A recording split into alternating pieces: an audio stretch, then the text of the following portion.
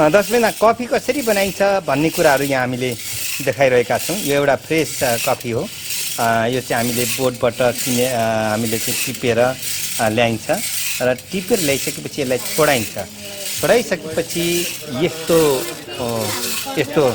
बनाइन्छ। यो कफीभित्र पनि अरू दाना हुन्छ। त्यो दानाभित्र पनि अनि त्यसभित्र पनि छोडाउनु पर्छ।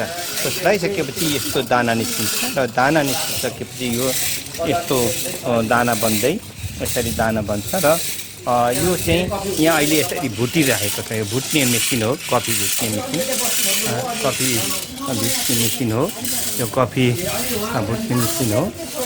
यो चाहिँ यहाँनिर यसरी कमिसन चाहिँ यो कफी यसरी लगाइएको छ, भुटिरहेको छ। यो अहिले यो भुटिसकेपछि यहाँ घान हुन्छ। यो घान पाकिसकेपछि यो अटोमेटिक हो, यो आफै बन्द हुन्छ र यो यसरी भुटिएको कफीलाई फेरि हामीले यो मेसिनमा लगाइन्छ। यो मेसिन लगाइन्छ। मेसिन लगाइसकेपछि यो मेसिनले पेल्छ र यसरी कफी उत्पादन हुन्छ। यो कफी उत्पादन यसरी